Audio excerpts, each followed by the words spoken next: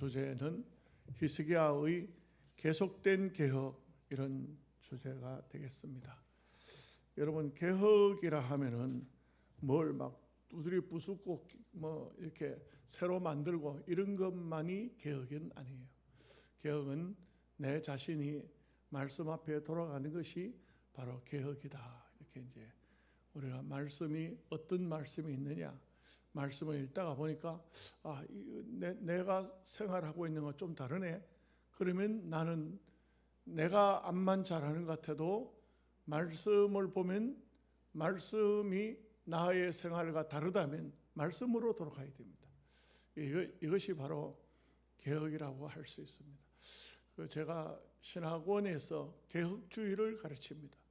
마르틴 루터와 존 칼빈, 주잉글리 뭐 이런 분들에 대한 신앙, 그들의 사상, 그들의 철학을 주로 이제 많이 가르칩니다. 시간이 굉장히 짧아요. 신학원에서는 저한테 돌아온 시간은 한 4시간 정도밖에 안 돼요. 그래서 뭐 사실 개혁자들의 그 개혁 성향을 다 말하기는 참 어려워요. 그런데 보면은 아주 중심되는 인물이 루터와 같은 사람이고 칼빈 같은 이런 사람들인데 그들의 신학이 어떨까? 그 칼빈 같은 경우는 보면은요, 원래는 자기는 학자니까, 원래 이 사람이 프랑스 사람이에요. 프랑스 대학교에서 이 사람이 신학을 가르쳤던 사람이에요. 대학 속에 신학이 있다. 거기서 신학을 가르쳤던 사람이에요. 이 칼빈 같은 경우는 원래가 법조인입니다. 법조인인데 이 사람이 신학자 이제 신부가 된 것이죠. 됐어요. 원래가 법을 공부했던 사람인데 이러다 보니까 굉장히 그 말씀을 예리하게 봐요. 말씀을 아주 깊이 있게 보고 이렇게 하니까 이 사람이 프랑스 대학에 학장이 취임하는데 취임 연설문을 써줘요. 써주는데 이 학장이 약간 좀 어떤가 모르겠어요. 근데 하여간 그때 성향은 알 수는 없지만 이 연설문을 연설함으로써 큰 문제가 생겨버렸어요. 로마 캐톨릭과 완전히 대치되는 이런 글을 썼던 거예요. 아마 프랑스 대학 학장은 그 칼빈이 써준 그 글을 이게 좀 너무 심한 개혁주의다, 개혁적으로 기울어졌다 싶으면서도 그냥 그 연설문을 그대로 이제 연설을 해버린 거예요. 해버렸는데 나중에 로마 캐톨릭이 큰 문제가 생기니까 과연 그 연설문을 누가 썼느냐 하는 문제가 되니까 칼빈이 도망을 간 거예요. 도망을 갈 수밖에 없었어요. 도망을 가서는 스위스로 가가지고는 어느 이제 우리로 말하면 요즘으로 말하면 시골 여관 이런 데 이제 허름한 여관에 들어가서 공부를 하고 있는 것입니다. 그런데 이제 칼빈에 대한 그것을 찾아서 스위스에서 의회가 우리 스위스를 개혁적으로 할 수 있는 사람이 누굴까 찾는 가운데 칼빈을 찾아낸 거지. 그래서 칼빈을 보고 스위스 시를 개혁적으로 좀 제도적으로 좀 만들어 달라 이렇게. 그 제일 첫 번째가 한 게 뭐냐면은 성찬식이에요. 이 성찬식에 칼빈이 성찬 예식을 말씀대로 할 때 어떻게 했느냐? 그 당시에 모든 사실 그 어느 사회든지 다 마찬가지인데 부유하고 권력이 자리에 들어가고 넉넉하면은 이 사회적인 구조가 대체적으로 보면 물질을 쌓고 가난한 사람에게 나누지 않고 첩을 두고 막 이 많은 종들을 두고 이렇게 이제 살아가면서 쉽게 말하면 교회에서는 아주 굉장한 직분을 가지는 이런 경우가 이제 많이 있는 거예요. 이게 사회하고 정치가 종교가 그 당시는 뗄래 뗄 수가 없는 하나였어요. 그냥 이게 온 백성들이 다 교인이었어요. 다 교인이었어요. 뭐 종교세를 다 내었으니까 이렇게 됐는데 첫 번째 성찬식을 하면서 칼빈은요, 일일이 한 사람을 한 사람씩을 조사를 해요. 그리고 처벌 둔 사람, 남들에게 물질에 대해서 어떤 잘못된 그런 삶을 산 사람 성찬식에 제외시키고, 이러니까요 스위스 제네바에서 난리가 난 거예요. 온 도시가 막 뒤집어져 버렸어요. 왜? 이제 주로 이제 그렇게 되겠죠. 영주들, 권력자들, 이런 사람들은 이게 지금 뭐 하는 거예요? 지금 이거 누구를 욕보이려고 하죠. 이 사람이 정신없는 사람이네. 이렇게 이제 돼서 대적자가 생겨지고, 그리고 또 그 반면에 반대로 반비례해서 평민들, 이래서 와 정말 대단한 분이 우리 지역에 우리의 영적인 지도자로 왔구나. 이러니까 막 환호하는 이게 이제 되는 거죠. 이러다 보니까 결국은 그렇게 되지만 오늘날 사회하고도 뭐 별반 다르지 않아요. 별반 다르지 않습니다. 오늘날 이 사회에도 보면은 이런 그 성향이 참 많아요. 그래서 결국은 의회는, 제네바 시의회는 어떻게 하냐? 칼빈을 보고 당신은 개혁을 이끌 만한 주동자가, 정확히 말하면 개혁을 이끌어갈 만한 인물이 못 된다. 이 사람을 제네바에서 추방을 시켜버려요. 이 추방을 시킬 때 칼빈은요 아무 말도 없이 제네바를 떠나요. 한마디로 말해서 정말 제대로 된 개혁을 해야 되는데 개혁을 할 만한 그 모든 터전이 안 되는 거예요. 안 되는 겁니다. 추방이 되어버렸어요. 제네바는 개혁을 못 하겠죠. 근데 이제 그게 이제 또 개혁적인 성향을 가진 사람들이 시의원으로 또 당선이 돼요. 많이 됩니다. 그리고 보니까 전혀 개혁이 안 되는 겁니다. 이게 뭐 안 되는 거예요. 그러니까 그 다음에는 이 사람들이 회의를 한데, 장시간 회의를 하고 난 다음에 결론적으로는 칼빈이 아니면 안 된다. 이게 뭐 정치하고 결탁된 이런 사람이 종교 지도자가 돼가지고는 아무것도 할 수 없는 거예요. 그러니까 정치적으로 결탁이 된 사람들이 개혁을 이끌면 개혁이 되겠습니까? 안 되죠. 정치인들 눈치 보고 이 사람이 어떤 사람인데 그 죄를 지어도 그냥 무죄 때리고 이렇게 하니까 안 되잖아요. 그래서 칼빈을 다시 데려와서 제네바가 참 어떻게 보면 칼빈에게 있어서 거기서 정말 하나님의 귀한 역사를 드러낼 수 있는 놀라운 역사가 나타난 것을 볼 수가 있습니다. 여러분, 제가 왜 이 서두에서 이 말씀 드리냐 하면은 이 히스기야를 보면은, 히스기야가 보면은 이 시대에 정말 히스기야의 마음이 하나님 앞에 정직하게 바르게 살아야 되겠다는 이런 마음을 가지니까 이게 놀라운 일이 벌어지는 것이, 성전도 깨끗해지고 사람들도 깨끗해지고 물질도 깨끗해지고, 그야말로 온 세상이, 오늘 우리가 이 말씀을 쭉 읽어보면 히스기야가 왕으로 딱 등장하면서부터 시작해서 나타나는 현상들을 보면 한마디로 말하면 와 정말 대단하다, 너무너무 깨끗해졌다, 이런 마음을 가지게 되죠. 여러분, 우리가 신앙생활을 하면서 늘 이런 마음을 가지면 안 됩니다. 뭐 이런들 뭐 특별하게 달라지겠나, 내가 얼마나 열심히 한들 내가 뭐가 달라지겠나, 이런 사고는 절대 가지면 안 돼요. 우리 장로교회를 개혁주의라 하는 이유는 뭐냐면 날마다 내 자신을 개혁시켜야 돼요. 말씀 앞에 그냥 너죽하게 주저앉는 그런 삶이 되면 안 돼요. 여러분, 사람은요 절대 별 존재가 없어요. 자기 자신을 갈고 닦고 열정적으로 열심히 하고자 하면 하나님께서 힘을 주시고 은혜를 주시고 사람을 붙여주시고 물질도 주고 환경도 만들어줘요. 이게 오늘 성경이 우리에게 가르쳐주는 교훈이에요. 나는 못해, 나는 아무것도 하지 못해. 나는 주일학 교사도 못하겠고 찬양도 못하겠고 나는 뭐 가르친 데도 은사가 없고 찬양도 은사가 없고 전도도 은사가 없고 나는 밥 먹고 잠자는 것만 있어. 밥 먹고 잠자는 게 디비전 자는 게 내 은사야. 그런 사고를 가지면 안 돼. 그런 마음을 가지면 안 돼. 뭔가 하고자 하면 길이 열려요.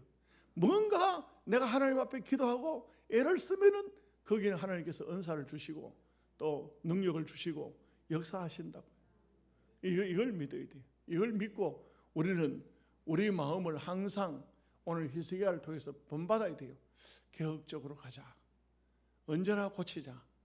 언제나 말씀 앞에 서자. 뭔가 하고자 하는 열정 가지면 하나님께서 거기에 대한 은혜를 베풀어 주시고 은사를 주시고 복을 주시고 잘되게 하시는 귀한 역사가 있다 하는 것입니다. 자, 오늘 말씀을 한번 보시도록 하겠습니다. 1절 말씀 다 함께 같이 보겠습니다. 이 모든 일이 끝남에 거기에 있는 이스라엘 무리가 나가서 유다 여러 성읍에 이르러 주상들을 깨뜨리며 아세라 목상들을 찍으며 유다와 베냐민과 에브라임과 므낫세 온 땅에서 산당들과 제단들을 제거하여 없애고 이스라엘 모든 자손이 각각 자기들의 본성 기업으로 돌아갔더라. 여러분 참 이게 놀라운 일이 아닐 수가 없어요.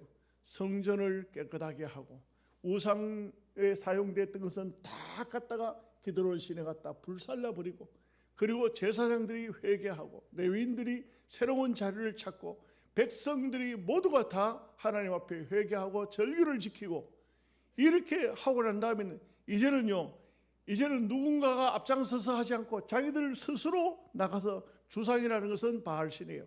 바알신은 이거는 깨뜨려 버려야 돼요. 이거는 바알신은 부어 만든 거기 때문에 깨뜨려야 돼요.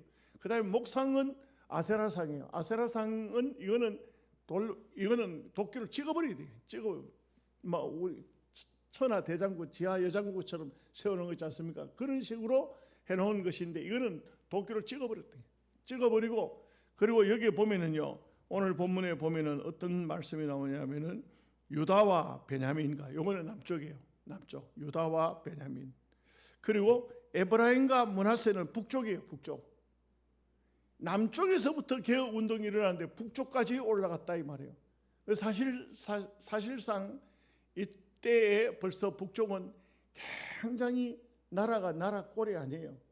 미약해져 있어. 우상만 섬기고 죄만 짓다가 거의 나라가 완전히 그는 남쪽 위주로 성경을 기록했기 때문에 말씀이 기록됐기 때문에 북쪽 이야기는 별로 많이 안 하는데 이때는 북쪽인 나라가 거의 주권을 잃어버린 상태예요. 힘이 아무것도 없는 이런 상태예요. 그런데 히스기야 때는 드디어 이 북쪽까지 개혁이 되어지는 이런 말씀이 그냥 읽으면 잘 모르지만 이렇게 돼가지고 북쪽에 있는 이스라엘 모든 자손들도 이제 드디어 본성 기업으로 돌아갔다. 참 이게 얼마나 여러분 신앙개혁 운동이라는 것은 이게 얼마나 큰 운동이고 얼마나 귀한 운동인지 몰라요. 여러분 우리가 분명한 것은 신앙이 회복되지 않으면 생활은 회복이 안 됩니다. 우리가 믿음으로 살지 않으면 이 세상은 어떤 복을 하나님께서 주셔도 깨어진 독에 물 붓는 것과 똑같습니다. 그래서 우리가 참 이번에 대통령 선거를 하면서 목사님들이 호남 쪽에 있는 분들이 그들의 그 조직이 호산나라는 목회자 조직이 있어요. 그 사람들이 전부 대표자들이 나와가지고 이재명 씨를 지지한다고 했어요. 이제 그렇게 했어요. 근데 이제 문제는 뭐냐면은 그 사람들을 보면서 많은 학자적인 기질을 가지고 있는 목사님들이 어떻게 동성애를 찬성하고 그리고 수많은 죄를 짓고 재판을 연기시키고 국회를 파탄나게 만들고 온갖 나라 안에 전부 나라를 다스려야 될 사람들을 탄핵을 해가지고 나라를 마비시킨 이런 주동자를 적어도 세상 사람들이야 어떻든 간에 목사들이 앞장서가지고 그를 지지한다는 것은 이분들이 갈 천당이 따로 있는가? 천국을 마음에 두고 있는 사람이면 이런 행동을 할 수가 있을까? 이게 대한민국이 거의, 죄송한 얘기지만 거의 교회가 종교화됐다. 종교화됐다. 무슨 말인지 아시죠? 하나님에 대한, 천국에 대한 열망 없습니다. 잘은 모르지만 목사님한테 당신 죽으면 천당 갈 수 있습니까? 목사님이라도 대답 못하지 싶어요. 대답한다면 그럴 수가 없죠. 정확히 말하면 하나님에 대한 마음이 없습니다. 그냥 종교입니다. 기독교도 하나의 불교나 유교나처럼 종교로 전락해 있는 상태다. 그 이제 임종구 박사를 통해서 장로교회, 개혁적인 장로교회의 말씀을 우리 교회도 집회를 하면서 들었지만 아마 여러분들은 그냥 그것은 그냥 듣고 넘어갔을 거예요. 경상도 쪽으로 들어온 장로교는 미국 북장로교회 선교사들이에요. 근데 전라도 지방으로 간 장로교회는 북장로교회, 남장로교회 쪽이에요. 남장로회 쪽에는 미국이 지금도 남장로에서는 여자 장로를 세우고 또 여자 목사를 세우고 그리고 평등 위주를 많이 해요. 그 남녀 구별 없이 평등하게 이렇게 하는 것이 미국 남장로교회 쪽이에요. 그래서 북장로교회 쪽하고는 달라요. 그러다 보니까 호남 쪽에 있는 목사님들하고 영남 쪽에 있는 목사들하고 성향이 달라요. 성향이 모여서 얘기를 해보면 전혀 다른 얘기를 해요. 언제쯤 가야 우리 총회에서 여자 목사를 세울 것이냐, 이것이 그분들의 꿈이에요. WCC 뭐 이런 문제도 별로 그렇게 큰 관념을 가지지 않아요. 그래서 우리는 진리 보수를 지켜야 돼. 뭐 진리 보수 뭐 그냥 우리 예수 잘 믿으면 되지. 이렇게 해가지고 하는 것이 그분들의 성향이 되겠습니다. 다르다 이거. 그래서 장로교가 미국 장로교, 북장로교, 남장로교 다르고 또 카나다 장로교회가 들어오고 호주 장로교회가 우리나라에 들어왔는데 다 각기 다르다 이게. 그래서 그러다 보니까 참 진리와 참 진리가 아닌 것이 한테 섞여가는 시대가 바로 이런 시대가 아니냐. 여기에 보면은 오늘 1절 말씀을 보면은 이 개혁 운동이 얼마나 대단한 개혁 운동이든지 남쪽과 북쪽까지 다 하나님 말씀이 치고 들어가는 이런 역사가 나타나고 있다. 말씀은 위대한 거예요. 말씀은 굉장히 위대한 겁니다. 말씀의 역사가 대단히 귀한 역사라고 할 수가 있습니다. 자, 2절 말씀 보겠습니다. 히스기야가 제사장들과 레위 사람들의 반열을 정하고 그들의 반열을 따라 각각 그들의 직임을 행하게 하되 그 제사장들과 레위 사람들에게 번제와 화목제를 드리며 여호와의 회장 문에서 섬기며 감사하며 찬송하게 하고. 이 참 히스기야가 너무나 지금 현재는 모든 제도가 다 무너졌으니까 왕이 나서서 이런 제도를 세우는 겁니다. 그래서 반열을 정한다는 것은 순서를 정한다는 거예요. 그래서 이번 한 주간에는 어떤 지파, 어떤 레위 지파 중에도 또 계열이 있잖아요. 어떤 계열에서 성전 안에서 봉사하고 그 다음 주간에는 또 누가 봉사하고 이렇게 이제 딱딱딱 정해가지고 이게 질서 있게 규모 있게 그렇게 하나님의 교회를 하나님의 나라를 섬기도록 했다. 그러면서도 마지막 부분을 보면 감사하고 찬송하게 했다. 뭐 억지로 하는 게 아니에요. 감사하고 찬송하면서 이 일들을 해야 되지. 하나님의 일들은 원망하고 불평하면서 했더라. 왕이 시키니까 어쩔 수 없이 했더라. 이렇게 돼가지고는 안 되는 거예요. 그래서 하나님의 나라는 그렇게 해서는 안 됩니다. 자, 3절 말씀 보겠습니다. 또 왕의 재산 중에서 얼마를 정하여 여호와의 율법에 기록된 대로 번제 곧 아침과 저녁의 번제와 안식일과 초하루와 절기의 번제에 쓰게 하고. 이게 정말 이것도 중요한 얘기인데요. 일단은 성전 곳간에 아무것도 없잖아요. 그러면 백성들을 보고 너희들 빨리 좀 뭘 가져와서 하나님 앞에 상번제를 드리도록 해라. 초하루 그 초하루를 지키도록 하라. 이렇게 이제 이렇게 한 것이 아니고 왕이 직접적으로 자기가 가지고 있는 모든 재산 중에서 일부분을 잘라가지고 이걸로 상번제를 해라. 이걸로 초하루를 지키라. 이걸로 절기의 예물로 써라. 이렇게 이제 맡겼다. 맡겼다는 것은 이것은 참 중요한 일이죠. 여러분, 우리가 무슨 일을 할 수는 있어요. 하는데 자, 우리 무슨 일을 합시다. 우리 전부 다 십시일반 돈 내서 합시다. 잘 안 내는 경우가 많아요. 안 하려고 그래요. 내가 뭘 내놓는다. 딱 내놓고 이걸로 합시다. 그러면 사람들이 쉽게 할 수가 있어요. 히스기야 왕이 정말 이런 면에서는 참 아름다운 모습을 볼 수가 있어요. 여러분, 주의 일을 할 때요, 언제든지 마찬가지입니다. 여러분 주머니를 먼저 터십시오. 말이 좀 너무 이상하나? 여러분들의 지갑을 먼저 열어야 돼요. 먼저 열면은, 그러면요, 감동이 되면은 많은 사람들이 같이 따라서 지갑을 열도록 되어 있어요. 하나님의 일에는 항상 그러합니다. 저도 여러 번 어려운 사람들, 한번 우리 동기들, 목사님들, 사모님들 어려운 문제가 생겼을 때 어떤 사모님이 수술하는데 800만 원이 필요하다 그래요. 근데 800만 원 필요하다고, 그걸 왜, 내가 동기의 회장도 아니고 내가 무슨 큰 교회 다니는 목사도 아닌데 왜 내한테 전화가 와가지고 얘기를 하죠. 목사님, 수술하는데 800만 원 필요합니다.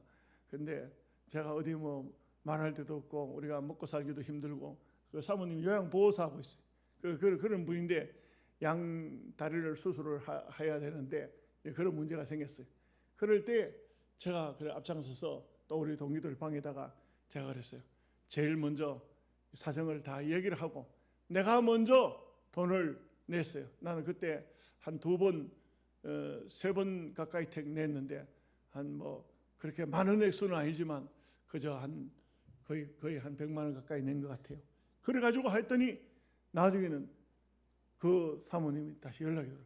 목사님, 이제 돈 자꾸 더 주시면 곤란하니까 그만하도록 해주세요. 얼마 들어왔습니까? 1200만 원 들어왔습니다. 800만 원 수금하려고 했는데 1200만 원이 들어왔어요. 예. 여러분들은 안 냈으니까 아멘도 안 하지. 예. 여러분, 우리가 뭐냐면 하나님의 일을 할 때 언제든지 히스기야 임금도 백성들로부터 뭘 걷어내려 하는 것이 아니고 자기 재산에서 내놨다. 자기가 먼저 내놨다. 그럴 때 이런 하나님의 놀라운 역사가 나타났다 하는 것을 알 수가 있습니다. 자, 4절 5절 말씀 같이 보겠습니다. 또 예루살렘에 사는 백성을 명령하여 제사장들과 레위 사람들 몫에 음식을 주어 그들에게 여호와의 율법을 힘쓰게 하라 하니라. 왕의 명령인들이자 곧 이스라엘 자손이 곡식과 포도주와 기름과 꿀과 밭의 모든 소산의 첫 열매들을 풍성히 드렸고 또 모든 것에 11조를 많이 가져왔습니다. 참 이런 면에 보면은 말씀을 읽기만 해도 감동이 돼요. 감동이. 언제든지 보십시오. 앞서 있는 사람이 무언가를 먼저 합니다. 백성들이 다 보고 있습니다. 다 따라와요. 다 따라옵니다. 절대로 임금만 곳간에서 내고 백성들은 안 내는 게 아니에요. 다 이제는 백성들이 히스기야 임금이 자기의 재산 중에서 이렇게 번제와 상번제를 아침 저녁으로 드리는 번제예요. 상번제와 초하루 매달 첫 날 또 하나님 앞에 제사를 드려요. 그 다음에 또 모든 절기에 쓰는 재물을 왕이 내놨단다. 왕이 냈대. 우리도 좀 내야 안 되겠냐? 이래서 왕이 방백들하고 명령을 내리니까 십시일반 전부들을 가져오는 겁니다. 이게 가져오는 게 오늘 말씀에 보면 옛날에 성막 지을 때 모세가 그 예물을 가져와라 성막 짓자 했을 때와 거의 비슷한 얘기가 나와요. 이 말씀을 쭉 보면 우리 읽어봤잖아요, 그죠? 이게 보면 얼마나 놀라운 일인지 몰라요. 자, 이제 6절에서 7절 말씀 보겠습니다. 유다 여러 성읍에 사는 이스라엘과 유다 자손들도 소와 양의 11조를 가져왔고 또 그들의 하나님 여호와께 구별하여 드릴 성물의 11조를 가져왔으며 그것을 쌓아 여러 더미를 이루었는데 셋째 달에 그 더미들을 쌓기 시작하여 일곱째 달에 마친지라. 얼마나 가지고 오는지 감동이 되니까. 여러분, 우리가요 신앙생활을 하는 데 있어서 정말 중요한 게 뭐냐 하면 은혜입니다. 은혜를 받으면은 그야말로 지난 시간도 말씀드렸지만 아까울 것이 없어요. 아까울 것이 없어요. 지난 시간 제가 어떤 목사님 이야기를 했잖아요. 어떤 교인 이야기 했잖아요. 목사님께 은혜를 받고 나니까 목사님이 원한다면 재물뿐만 아니고 내 목숨도 내놓을 마음이 있다고. 이 주의 종을 통해서 말씀의 은혜를 받으니까 아까운 것이 없는 거예요. 아까운 것이. 오늘 히스기야의 그 아름다운 모습을 보면서 백성들이 이게 온 나라가 깨끗해졌잖아요. 하나님 앞에 깨끗해지고 절기를 지키고 제사장들이 회개하고 막 이러고 난 다음에 막 백성들이 돌아가면서 우상도 제거하고 이러고 나니까 또 왕이 이제 자기 재물을 내 가지고 그래가지고 절기를 지키라 하니까 백성들이 우리도 11조를 그동안 안 냈던 거 다 내야 되지. 그래서 양 숫자를 세 가지고 양을 가지고 소도 가져오고 막 얼마나 가져오는지 5달입니까? 6달입니까? 몇 달이에요? 셋째 달, 셋째 달, 넷째, 다섯째, 여섯째, 일곱째. 5달 동안 계속 가져온 계속 가져온 거예요. 계속 가져왔더니 세상에 쌓을 곳이 없어요. 몇 더미를 이루었는지 아마 온 사방 양이고 소 온 재물이고 막 얼마나 많이 가져와 놨던지.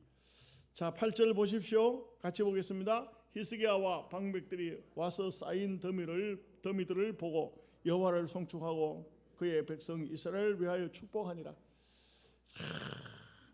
얼마나 많이 쌓아놨던지.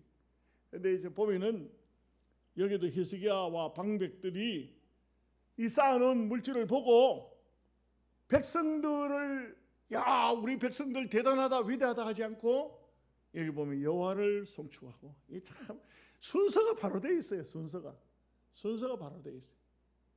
아무리 백성들이 감동을 받아 물질을 많이 가져왔다 할지라도 그 물질을 보고 그 백성 김집사, 이집사, 강집사 대단하네 이런 것이 아니고 하나님을 찬송합니다. 하나님 감사합니다. 하나님 이 백성들의 마음이 부흥되고 있습니다. 이렇게 감사하는 이런 것을 그리고 이제 백성들을 축복했다. 순서가 맞잖아요. 순서가. 자, 9절 10절 말씀 보겠습니다. 히스기야가 그 더미들에 대하여 제사장들과 레위 사람들에게 물으니 사도의 족속 대제사장 아사랴가 그에게 대답하여 이르되 백성이 예물을 여호와의 전에 드리기 시작함으로부터 우리가 만족하게 먹었으나 남은 것이 많으니 이는 여호와께서 그의 백성들에게 복을 주셨습니다. 그 남은 것이 이렇게 많이 쌓였나이다. 참 얼마나 기쁠까요? 얼마나 감사할까요? 백성들도 감사하고 왕도 방백도 대제사장도 참 하나님이 백성들을 축복하셨구나. 여러분 아무리요 은혜를 받아도 물질을 드리고 싶어도 없으면 못 드리잖아요. 없으면 못 드려요. 근데 하나님께서 이만큼 주셨다는 거예요. 드릴 수 있다는 것이 얼마나 감사하냐. 드릴 수 있다는 것이 너무너무 감사한 것이죠.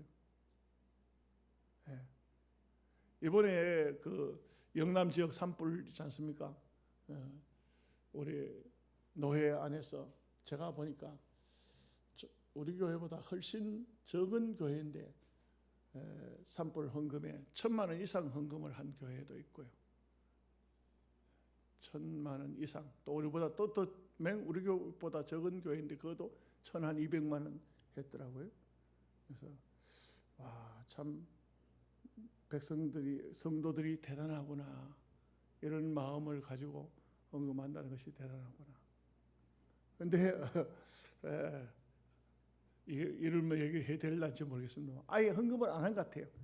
헌금을 어떤 교회는 10만 원 헌금을 보내온 것을 보고 산불 난 교회와 성도들을 돕는다고 그 교회가 10만 원, 그 10만 원을 왜 했을까? 나는 그 이해가 좀 안 돼. 100만 원 해도 좀 그런데 10만 원을 헌금한 교회도 있더라고요.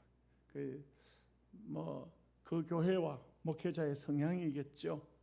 어쨌든 간에 우리가 남들이 어려움을 당했을 때 이렇게 헌금을 하는 것도 이것도 하나님의 은혜가 있어야 돼요. 하나님의 은혜가 풍성하면 이렇게 많은 것을 낼 수도 있다. 이제부터는요, 이 물질을 어떻게 관리하느냐 하는 얘기가 나와요. 참 저도 노회장이 돼가지고 이게 전국 교회에서 후원금이 들어오니까 총회로 들어온 후원금이 10억이 넘게 들어오고요. 우리 성지교회 불란교회로 들어온 헌금이 4억 8천이 들어왔어요. 노회로 들어온 헌금이 2억 2천이 들어왔어요. 그것뿐만 아니고 제가 한번 말씀을 드렸듯이 개교회 반소된 교회들도 이제 교회마다 목회자의 성향 따라 달라요.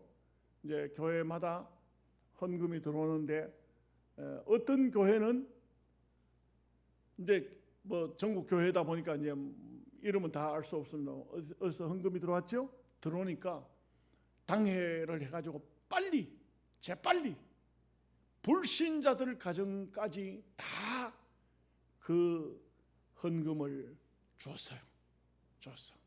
100만 원씩, 200만 원씩, 어떤 집에는 뭐 옷도 사주고, 어떤 집에는 뭐 이렇게 이제 했어. 그랬더니 그 교회는 교인이 10명이나 등록을 했다 이 말이에요. 10명이나 등록했다. 왜? 그 사람들 입으로 하는 말이 교회가 없었으면 우리가 어째 살았겠노? 우리는 교회가 그렇게 중요한 줄 몰랐는데 교회가 아니고는 우리가 못 살겠네. 우리가 앞으로는 교회 없이는 안 되겠다. 그래가지고 제가 말을 실수를 한 것 같아. 나는 10명 했는데 10가정이라 해가지고 10가정이 아니고요. 10명이더라고요. 10명이 실수했어요.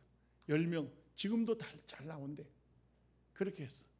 그냥 막 들어오는 대로 돈을 들어오는 대로 그들을 위해서 막 이렇게 썼어. 어떤 교회는 제가 물어봤어요. 목사님, 산불 그 재난금으로 교회 반소됐다는데 돈이 얼마나 들어왔습니까? 한 4천만 원 들어왔습니다. 이제 4천만 원 정도 들어왔대. 그 어디다 쓰셨습니까? 아직도 안 썼습니다. 아, 그래요? 뭐 할 겁니까? 글쎄요, 사택을 새로 지을까? 그 교회 장로님이 사택 지을 사택 뭐 언제 짓다고? 그거 아주 든든한데 뭐 하루 사택을 왜 새로 지어요? 돈 쓸 데가 없네. 불탄 거는 수리하는데 1,000만 원도 안 들어가. 근데 그 주변에는 어려운 사람들이 많잖아요. 불탄 사람들이, 가정들이 많잖아요. 불신자들에게 돈을 주면은 그러면 아까운가요? 또 어떤 목사는 성향이 또 그렇더라고 보니까. 제가 또 노회장이다 보니까 이제 다 일일이 이제 점검하는 거죠. 목사님은 그 성금이 얼마나 들어왔습니까? 몰라요? 뭐 얼마 들어왔는지. 왜 그걸 모를까요? 한 1,000만 원 들어왔나? 얼마인지 모르겠어요. 돈 1,000만 원 들어온 것 같아요. 근데 대책위원장이 내가 그 얘기를 하니까 목사님 내가 소개해 준 것만 해도 2,000만 원이 넘는데 그 무슨 목사님이 그런 얘기를 합니까? 그래서 거기는 딱 가두리 양식장이라 딱 가다 놓고 절대 안 흘러나가요. 그래서 얘기를 들으니까 수리할 거는 1,000만 원이 아니라 뭐 약간 거슬리고 말았대. 수리할 게 없습니다. 그 총회에서 3,000만 원 준다는데 큰일 납니다. 그 돈 다 받아 총회 어떻게 그 감사 받을 때 어떻게 감사 받을? 감사는 누가 받으러 가냐면 제가 가야 돼요. 제가 가야 되는데 목사님 큰일 납니다. 내가 그랬어요. 목사님 돈 2,000만 원 받든 3,000만 원 받든 총회 받는 거는 좋은데 받은 데 대해서는 영수증을 정확하게 처리하고 쓴 내역을 정확하게 나와야 됩니다. 그랬더니 목사님 그러면 안 받을랍니다. 안 받을랍니다. 이렇게. 여러분 우리가 이제 오늘 여기 말씀도 보면은 얼마나 많은 사람이 헌금을 해서 많이 쌓였죠. 이걸 전부 나누는 이야기래요. 이제는 나누는 얘기입니다. 나누는 얘기. 지키고 물질이 들어오는 것도 중요하지만 물질을 이게 나눠주는 것도 매우 중요합니다. 그래서 제가 우리 노회도 대책위원이 8명인데 저는 고문이에요. 저는 절대 거기 단도 10원도 손 대지도 않을 뿐만 아니고 고문입니다. 지도만 합니다. 지도만 하는데 제가 그랬어요. 절대로 성금이 들어온 돈은 손대지 마시오. 이거는 오로지 가정이 집이 불타고 교회가 불타고 한 이런 데만 사용하도록 하시오. 여러분들이 위원으로 있는 여기에는 쓰는 돈은 노회 돈을 쓰시고 여기 들어온 돈은 쓰지 마시오. 이렇게 했어요. 그래서 깨끗하게 해야만 하나님 보시기에도 아름답고 또 귀한 일이 아니겠나. 자, 우리 11절 12절 말씀까지만 읽고 말씀을 끝내겠습니다. 같이 읽겠습니다. 그때에 히스기야가 명령하여 여호와의 전 방 안에 방들을 준비하라 하므로 그렇게 준비하고 성심으로 그 예물과 11조와 구별한 물건들을 갖다 두고 레위 사람 고냐냐가 그 일의 책임자가 되고 그의 아우 시므이는 부책임자가 되며 이제 그 다음부터는 쭉 이제 다 이제 지성물을 이걸 나누어 주는 얘기입니다. 여러분 그 교회도요 헌금을 성도들로 받는 것도 중요하지만 그 헌금을 어떻게 쓰느냐 하는 것은 어쩌면은 더 중요해요. 더 중요해요. 우리 장로님과 재정부원들 집사님들도 잘 생각이 헌금이 들어오는 걸 그걸 교회에 받아 보면은요 대체적으로 보면 장로님들이 살아온 삶이 좀 어렵게 힘들게 살아온 분일수록 헌금이 들어오면 안 쓸라 그래요. 안 쓸라 그래요. 어쨌든 간에 통장에 넣어놓고 안 쓸라 그래요. 쓰지 말자. 안 쓰자. 교회 물품 사요. 그거 고쳐서 그냥 그 사지 말고 새로 사지 말고 어디 수리 쓰지 마. 그거 쓰지 마. 그래가지고 어떤 교회는요 장로님들이 그냥 헌금 들어오면 안 쓰는 거야. 그러게 목회자하고 그냥 이제 마찰이 생겨. 이 써야 돼요. 하나님의 교회는 하나님께서 성도를 통해서 헌금을 하는 것은 교회를 위해서, 이웃들을 위해서, 어려운 사람을 위해서, 나그네나 고아나 가부를 위해서 쓰라고 주신 거예요. 그래서 11조의 헌금의 기본이 뭐냐? 첫 번째는 레위인들이에요. 레위인들 또 제사장들을 위해서 쓰고 그 다음에는 가난하고 병들고 어려운 이웃들, 힘든 사람들 이런 사람들을 위해서 쓰라고 주신 거예요. 그래서 이 쓰는 문제를 오늘 본문에 보면 잘 기록해 놓은 것을 볼 수가 있습니다. 기도하겠습니다. 하나님 아버지 감사합니다. 오늘도 주의 말씀을 통하여서 우리가 하나님의 교회에 히스기야를 통해서 개혁되어져 가는 이런 아름다운 모습을 봅니다. 우리도 믿음의 삶을 살면서 어떻게 하나님 나라를 깨끗하게 거룩하게 만들어갈 것인가 최선을 다할 수 있는데 쓰임받는 저희들 되게 하여 주옵소서. 예수님의 이름으로 기도하옵나이다. 아멘.